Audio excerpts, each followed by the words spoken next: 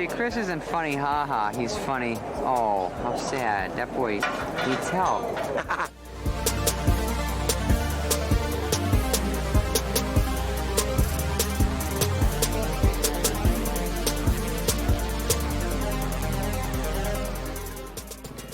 Picking up your sarcasm. Well, I should hope so, because I'm laying it on pretty thick.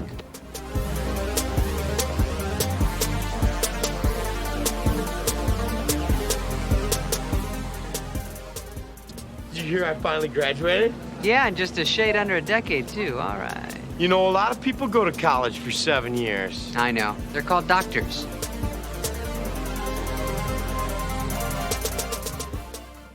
What's better than a Tommy Boy movie thing? Not much. Boom, there's your answer, boom.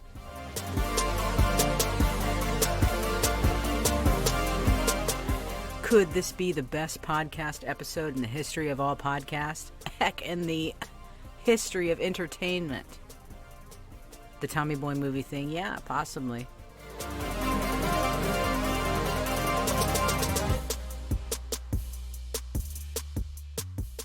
Welcome to the Tommy Boy movie thing, ending with the Tommy Boy movie trivia. Here we go, Tommy Boy movie trivia. I bet my life I will know all the answers. You heard it right. What's going to happen?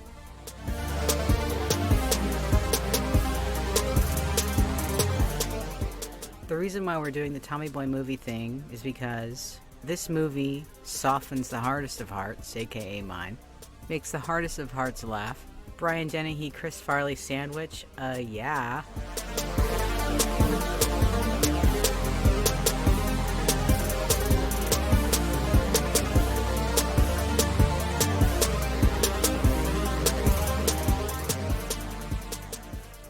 And if you guys are true listeners, which you are, because welcome to the Patreon only episode, the very first one, boom. If you're hearing the sound of my voice, you are a true listener, or you have the potential to join Fan Club today. So welcome. Choices will be made today.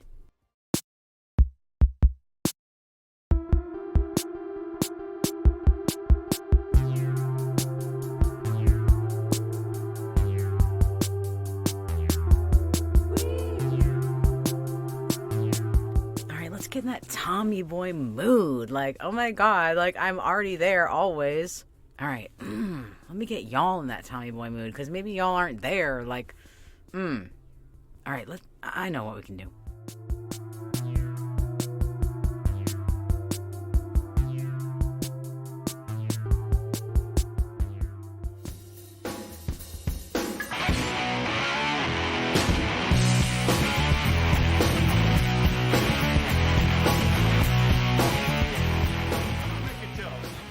The best bunch of rugby freaks ever born. Maybe we weren't the smartest guys on campus. Maybe we spent a little too much time puking off balconies. But we had fun, huh? Yeah! Now, some of us are leaving, and that is sad. But this isn't the end. No way. We're gonna show this world a thing or two. We're gonna show...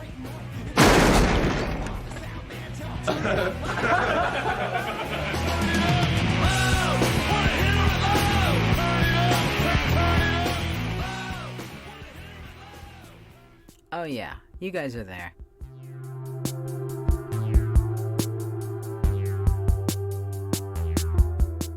Tommy Boy is a 1995 American adventure comedy film.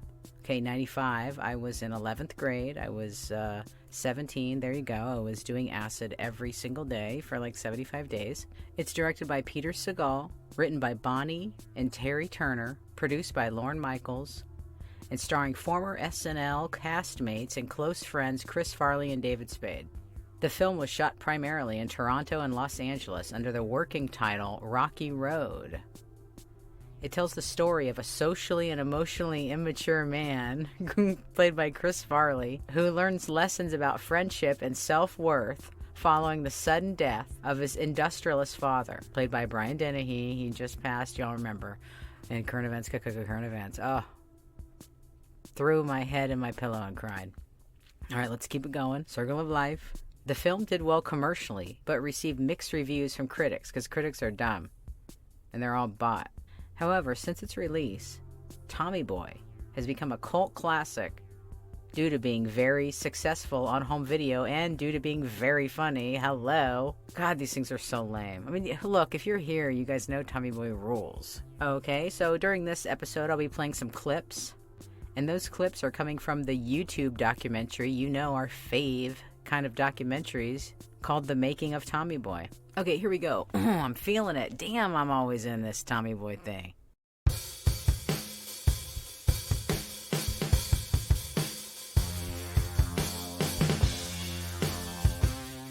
Nothing makes me happier than Tommy Boy. I can say that. It's true. I can't think of anything that makes me happier than putting on Tommy Boy and watching it. Maybe like going to the fair. No. Everybody's lame and like coronavirus. Yeah, Tommy Boy.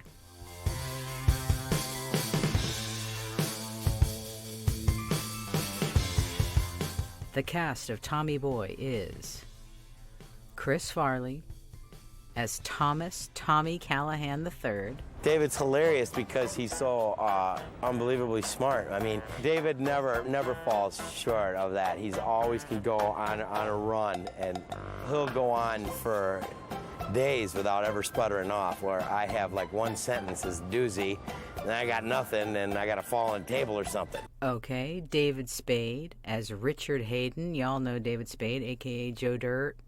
I don't know, I only saw it once. I just know David Spade from Tommy Boy. Oh, Tommy. There's so many things to say about Tommy. Tommy's kind of a mess, kind of a slob, doesn't try hard. I don't like that. He had his... You told me to do it again. I'm sorry, David. We started the first day, we walked over from the hotel together to Saturday Night Live. So we immediately kind of bonded. And he was a great person. So to be a good, sweet person is what I'm pulled into. And he's really funny. And so that's easy to be around. Bo Derek as Beverly Barish, Tommy's stepmother. She stars in a lesser-known movie, one of my favorite movies, actually. It's called Orca from 1977. It's very intense. The ancient Romans called him Orca or Canis, Latin for bringer of death. He is without challenge the most powerful animal on the globe. The orca's intelligence may be even superior to man's. They remain loyal to one mate for life. As parents, they are exemplary, better than many human beings. And like human beings, they have a profound instinct for vengeance. I don't really recommend watching it. It really scarred me as a child, and I don't know. But now, like, I can watch, I don't know. Just don't watch Orca from 1977. Unless you, like, want some really, like, intense experience.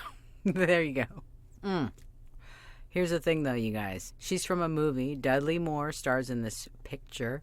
10.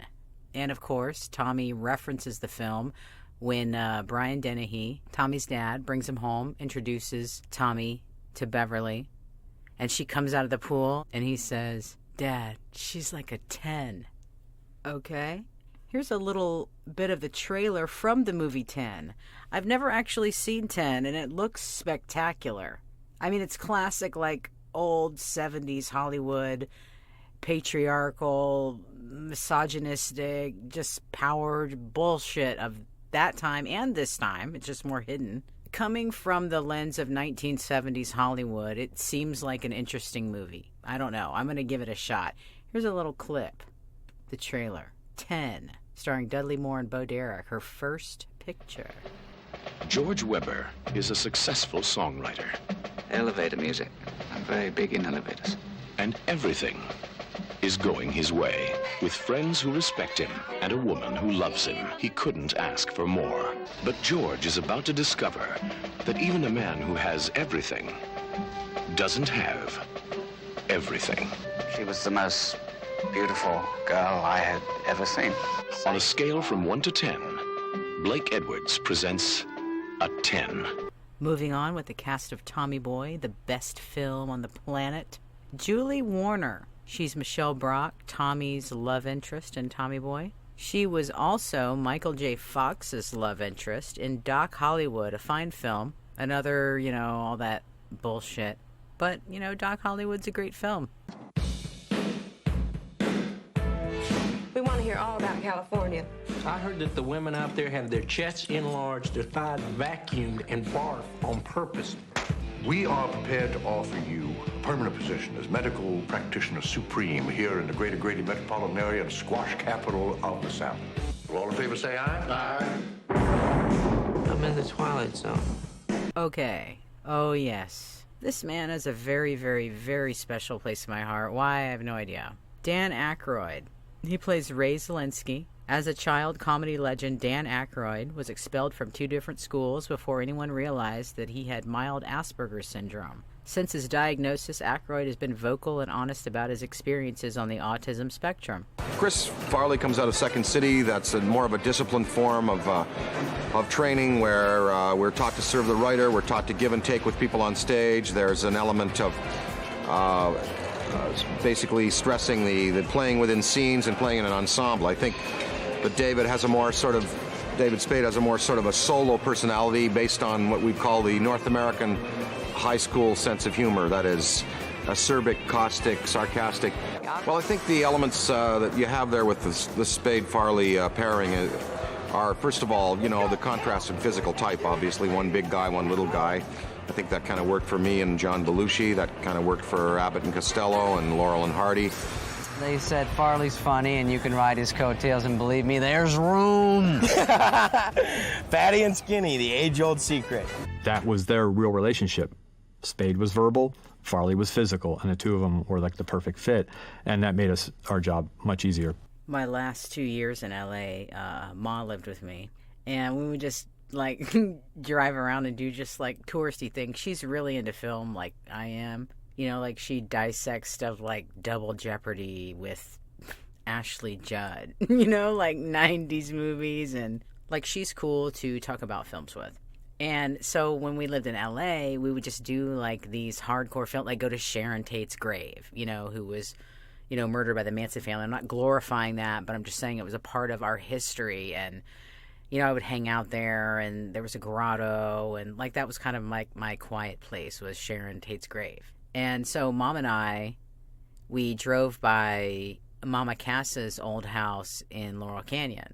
And, you know, I'm obsessed with the Mamas and Papas, especially Mama Cass. And there's the whole history of the band and just all this crazy shit that went down and just everything. So we drove by Mama Cass's old house, and it was then owned by Beverly D'Angelo when we drove by. And, of course, you know, we didn't, like, do anything. We just, like, drove by and, like, didn't even stop. Just, like, drove by and, like, oh, cool, like, look at the view and whatever. That house used to be owned by Dan Aykroyd, and he was on an episode of Celebrity Ghost Story, and he was describing how he believed that Mama Cass's ghost lived there and would, like, get into bed with him at night, and he said that he felt, like, her body up against him in his bed, and he, like, moved out and stuff. Actually, fun fact, Fairuza Balk, the actress from The Craft, she had a studio right below ours in Los Angeles, and she was on Celebrity Ghost Story, and her loft that was below ours was on Celebrity Ghost Story. And it was so funny. We never ran into her, and it's funny because we shared a bathroom with Fairuza Balk, and I was always so nervous to go to the bathroom. I'd be like, oh God, I don't want to see, like, I don't want to, like, run into Fairuza Balk in the bathroom. Like, that would totally, like, freak me out on many levels. And so I never wanted to see her. and one time we were at the studio, and Sean, the bass player of the Carrions, one of my old rock bands, he came back from using the bathroom, and it looked like he had seen a ghost. And I was like, dude, like, what's up? He goes, Fairuza Balk was in the bathroom. I was like, no. I was like, what happened? He was like, dude, he was, like, out of breath. I mean, Sean, I'm sorry, I'm putting you on blast, but dude, I'm saying that because I would have had the same reaction. He was like, dude, I didn't know what to say. Like, I don't even remember what he said. I think he was just like, hello, or whatever. I don't even remember if she responded or what. Well, I wasn't in the bathroom with her, but I was in the hallway smoking or something. And I saw her walk out of her apartment towards the bathroom, and I was like, speechless. Like, I just froze. I was like, holy shit, that's Fairuza. Yeah, I got starstruck. It doesn't usually happen, but yep, that's my story. Nothing great. All right, bye. And just the whole thing, we kept hearing these horror stories of, like, all this ghost shit happening like below us, and so we were already like afraid of her and like her space, and like she's in our bathroom, we're in her bathroom. It was just all weird. And Sean, yeah, he was like, I just saw Fairuza Balk in the bathroom. Man, it was like seeing a ghost. All right, moving on with the cast of Tommy Boy.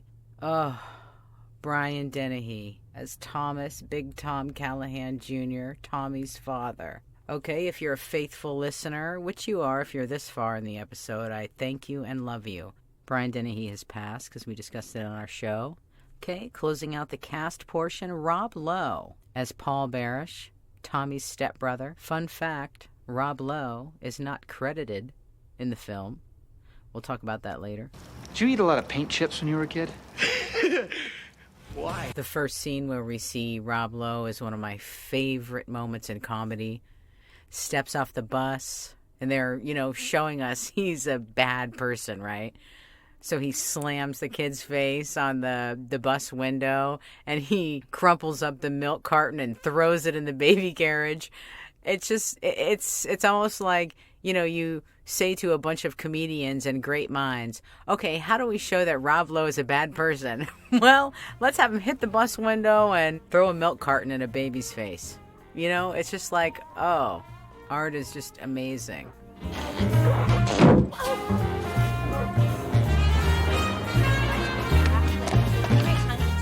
And Rob Lowe is just so great. I'm Paul. Brother? I'm gonna have a brother?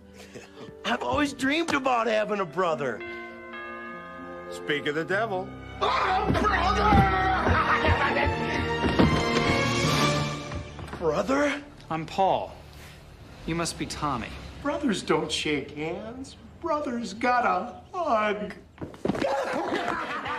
Okay, from mentalfloss.com, Tommy Boy was the final film penned by married screenwriting team Terry and Bonnie Turner. That's fun. I want to be in a married screenwriting team. That's what I want to do. Who had previously collaborated on Wayne's World and its sequel, Coneheads, and the Brady Bunch movie.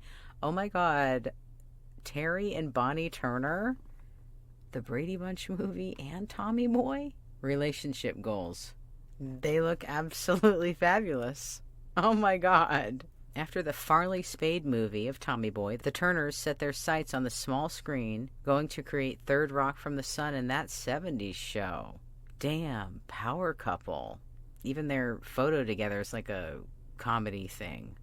Damn. They're strong. Okay, Rob Lowe was not even credited for his appearance in the movie, y'all. It's tough to imagine Tommy Boy that doesn't feature the diminutive, uptight Spade to the larger-than-life Farley. However, the original story, envisioned by Lorne Michaels, would have featured Rob Lowe as Farley's character brother still, but as his on-screen partner. So basically, Dave Spade wouldn't be in the movie. It'd be Rob Lowe and Chris Farley. After David Spade was brought on board as a second billing, Lowe was demoted to a villainous role as Farley's criminal and accident-prone stepbrother. I mean, this movie couldn't be more genius. It's a work of art. It's a Mona Lisa. It makes me cry. It's so good. For what it is, And so Rob Lowe was not even credited for his appearance in the movie. They said it was due to a concurrent role on ABC's miniseries adaptation of The Stand by Stephen King. Okay. Lowe was forced by contract to keep his name off the Farley movie entirely. Man, contract stuff is so lame. It's just control, mind control, power. That's all it is. It's mindfuck. Lowe now jokes that it took about 15 years for the public to notice this oddity. I mean, his role is so huge, in the movie that he doesn't even need to be credited. Everybody knows it's him, and everybody loves his role. Here we go with a little clip. Is this your coat? Don't do it. That guy in a little coat. That guy in a little coat. Don't. That guy in a little coat. That guy in a little coat. Take it off, dickhead. I'm serious. Richard, what's happening? We have a cool upcoming clip, a little behind the scenes on that fat guy in a little coat thing. Fun fact, David Spade refused to let anybody work on his hair. Spade said he wanted to maintain a naturally unkept hairdo in keeping with the nature of his character, the perpetually flustered Richard Hayden. And yeah, I mean, Spade's hair is a character all in itself in the movie, really. There's some interesting behind-the-scenes stuff coming up, y'all. Oh, this is very, very interesting, I think, and which leads us into some very interesting clips. Here we go.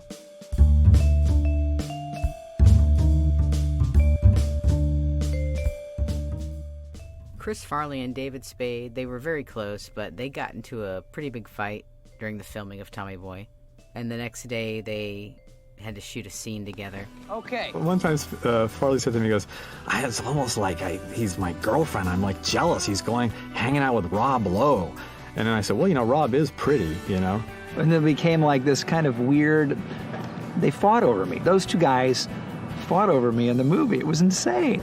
Rob Lowe just has a charm about him.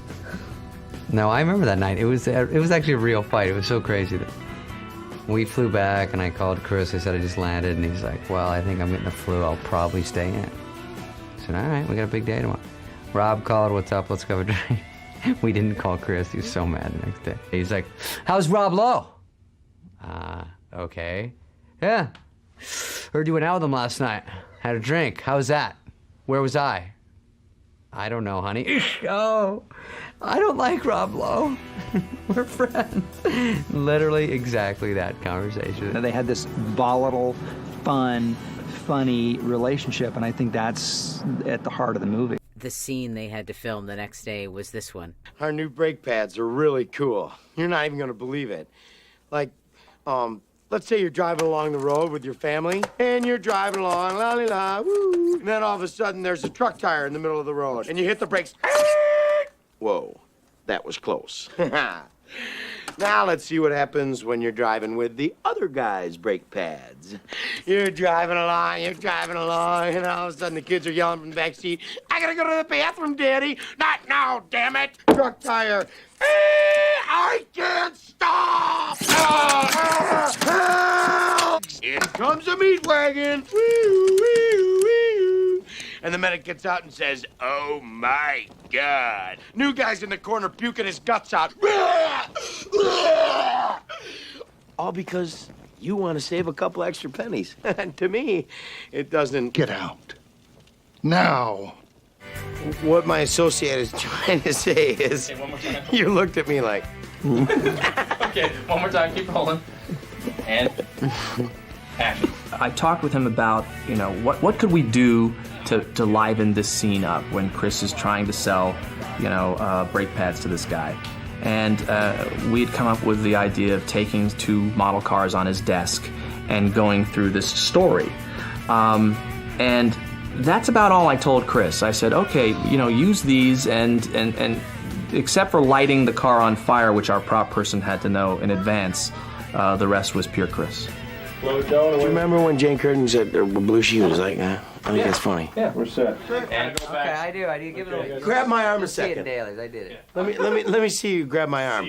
Watch this, Pete. No, I just go like this. So great. I was so happy going through the footage of the documentary, The Making of Tommy Boy, to hear Chris Farley go, grab my arm, David, during the scene, grab my arm. Because one of my favorite parts of that scene is when David Spade grabs Chris Farley's arm to try to stop him, and Chris just yanks his arm away like he just leave, he's like a 4-year-old, just quit, let me do my thing. And that's one of the most beautiful points of that scene is David Spade grabbing Chris Farley's arm and Chris is pulling it away. And I just love that. He mentions that. Grab my arm a See it in second. dailies. I did it. Let me see you grab my arm. Watch this, Pete. No, I just go like this. Yes. Oh, yes. This is very, very, very, very, very, very adorable. Tommy Boy's catchphrase, holy shnikes, was young Chris Farley's own invention. Holy shnikes! Holy shnikes! Holy shnikes! Hey, get off my property! Holy shnikes, it worked. According to director Peter Segal, Farley created this saying in childhood in light of his parents' strict rule against using obscenities. Helen Keller's name and Little Debbie's names are on the list of grades when Tommy sees that he's graduated with a D+. Excuse me. I'm sorry. Sorry. Pardon me. Can I just check this out? B+? Oh my God. I passed. I passed. Oh man, I got a D+. I'm gonna graduate. I wish we'd known each other. This is a little awkward. I'm gonna graduate. Roger Ebert had nothing but disdain for Tommy Boy, and went so far as to place the movie on his notorious Ebert's Most Hated list. Obviously, this was personal, because who couldn't love Tommy Boy? He said also, "No one is funny in Tommy Boy. There are no memorable lines.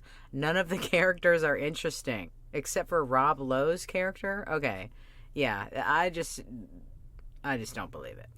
Oh yeah, I watched Tommy Boy last week, and here's something. Wrap your heads around this. Michelle Brockton, you know, Tommy Boy's love interest, she flew in an airplane all the way to Chicago because cell phones didn't exist.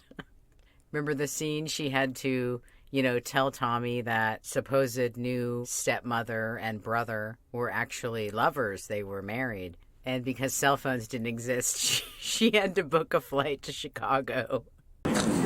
They were like an old married couple. You know, they adored each other, they were best friends, and they'd fight. I'm gonna really hurt you on this one. I'm gonna be like, haha. Don't. Oh, my C4 vertebrae. They wouldn't talk to each other. They'd just ignore each other. They'd talk to each other through the director, through Pete. They were really funny. Chris. I'm sorry, I'm just kidding around. Chris goes up to the extras and he whips out his $100 Canadian bills and he goes, "Is this a lot? I'm not from here." Shut up. Farley could be having like some giant fit over something or other, and Spade could say the one line that sounded like a total insult. Look, we're friends on the movie and not off. But Spade will give him that cutting insult, and Farley will just crack up at what Spade just said and be busted, and everything would go back to normal. Okay, let's wrap this up. Tommy Boy trivia. Okay, I did a big bet. I bet my life that I will know every answer to Tommy Boy trivia. All right, so people at home, let's do this. We will do it in a way that we can all participate together. Okay, here we go. What city is Tommy Boy set in? That's easy. Here are your choices, people at home. Sandusky, Ohio, Detroit, Michigan, Cleveland, Ohio, Milwaukee, Wisconsin. I don't think so. Yeah, here we go. How many years did Tommy attend college? 6 years, 7 years, 5 years, or 4 years? Talk about lame. Totally. You can change it if you want. I don't care, it's up to you. I can live with it if you can. Suit yourself. Which actor played the part of Tommy's father? John Goodman, Brian Dennehy, Treat Williams, or Dan Aykroyd?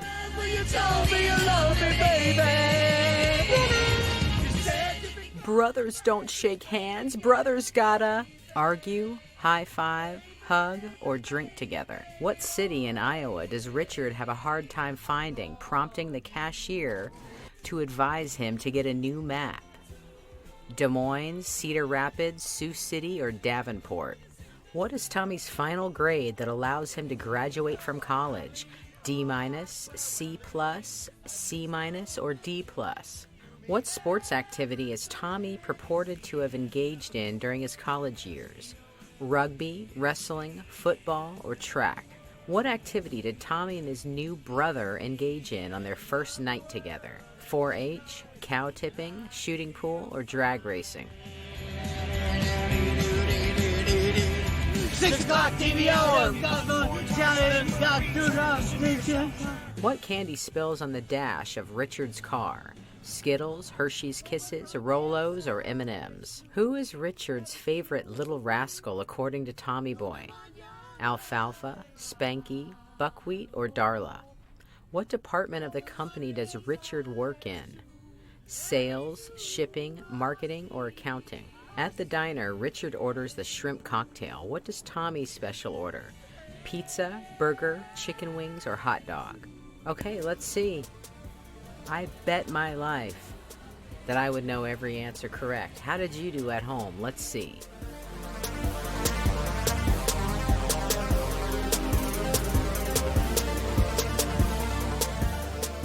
And I did. I got every single answer right. Whew, that was a close one. Here we go. How did you do at home?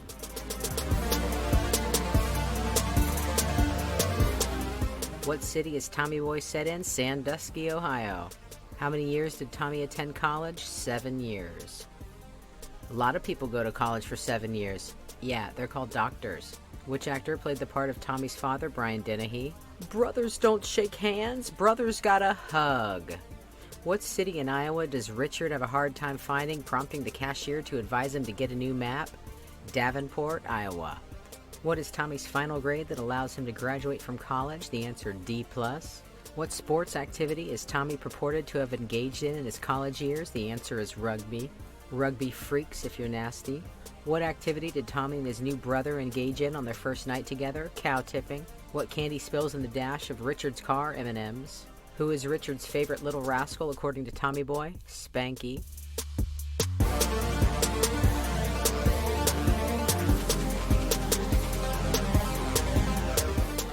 Can you remember that scene?